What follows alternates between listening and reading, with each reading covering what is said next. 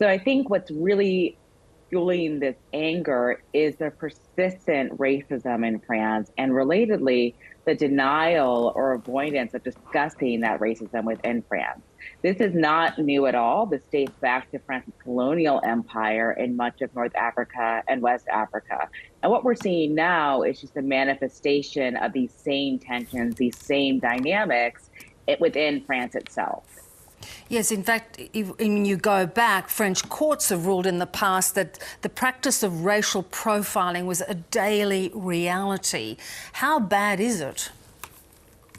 It's extremely bad. We have to also keep in mind that the data we have, the empirical data we have, only tells some of the story.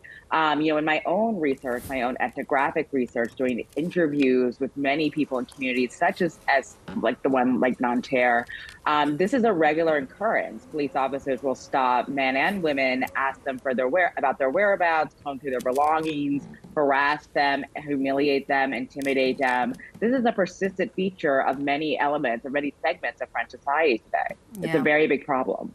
And of course, what has been found that young men of North African descent seem to be a huge disproportion of these targetings. Let's talk about the studying you did. You went and spent some time in France and you looked at the integration of people of North African descent. What did you do and what did you find? Yeah, so for my first book, Citizen Outsider, I did many interviews. I've been doing this research for over 15 years with adult children of North African immigrants, many of whom were middle class or are middle class and professional. And they very much see themselves as French. They were born and raised in France. Yet they are continually reminded, of how they're not seen as French by others. So just because they're not white. So there's a persistent issue of racism, even when people themselves, even when North African immigrants or North African second generation immigrants see themselves as French and want to be seen as French as any other French person, yet their French counterparts don't see them that way and don't treat them that way. And that's a persistent issue. In my current research, my current book that I'm writing on police violence in France, I find very much the same thing. That, individuals, marginalized individuals, minoritized individuals, Black and North African individuals in France are continually reminded that they're not seen as fully belonging in French society. I mean, this is the issue that France has to face today. Why has it developed that way? Why has there been this separation and lack of integration, do you think? So I think we have to go back to, again, French colonial history and think about the role of the French police in, former French territories and colonies in North Africa and West Africa, and the ways that the police maintain boundaries between colonial subjects and colonizers, and that is being reproduced in present French society. So I think for many French individuals, for many white French individuals, it's very difficult to imagine that someone of Algerian origin is as French as they are, even though they are. And this is the sort of, continual dynamic that we're seeing play out today. Yeah. It's a question of history. Is there a differentiation between more educated adults of these French, these North African migrants, or perhaps those that are still in a state of poverty, still living in those kind of more housing estates that you see dotted around the country? There's not as much of a difference as you might think, or as one might think, because they're still being lumped together as racial minorities, or racial and ethnic minorities, rather. So despite the socioeconomic, achievement or advancement of some members of these communities, and there has been some in recent decades, there still is a continual reminder that they're not seen as fully French. And, educated North African origin professionals, Black professionals living in France are still harassed by the police, still harassed on the subway, still stopped and, hyper surveilled, presumed to be criminal. So we're seeing a lot of the same dynamics play out against these minorities, despite their socioeconomic status. Has it been exacerbated by, the rule that was brought in a couple of years ago that has allowed this sort of checking and pursuit of motorists? And we saw 13 deaths just last year.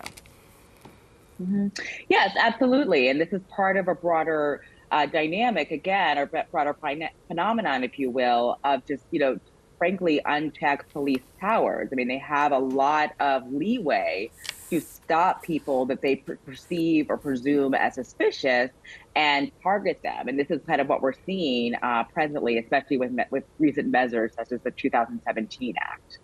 Some people are calling this France's George Floyd reckoning. Do you think the issues are the same? I think there's overlap in the issues, but I think I'd also have to keep in mind this is not a new phenomenon in France. So there's been many, quote unquote, French George Floyds. We can go back to the 2007 death of Liang Jiang, the 2016 death of Adama Traore, both cases before the 2020 death of George Floyd, to see that this is also, in many ways in conversation with what's happening as it relates to anti-Black violence in the United States. But it's not completely, it's its own phenomena as well, and one that has a long history within France itself. Yeah. The family of this young man that was killed have called for calm. They have asked people to stop these protests, these riots. Are there groups that take advantage of this unrest? Mm-hmm. Yeah, I think with any unrest, any uprising, any protest about any social issue, there, are inevitably people who are not dedicated to the quote unquote cause. But I think it's important to keep in mind kind of what the crucial issues, the crucial through lines within these protests are. And what I think, I see as a sociologist, as someone who's been work on this for many years, see as a through line in these protests, which is really a revolt of people who have not been heard for many decades, and a sort of, response or a result of years of anti-racist protests and activism within France itself. Yeah. Do you see any political will to do something about this after we've seen these days of devastation? So, I mean, I think that we might see some changes as it relates to police techniques and procedures that are allowable. But, even that is a drop in the bucket, if you will, for what really needs to happen, which is, there needs to be a French accountability mechanism for French police.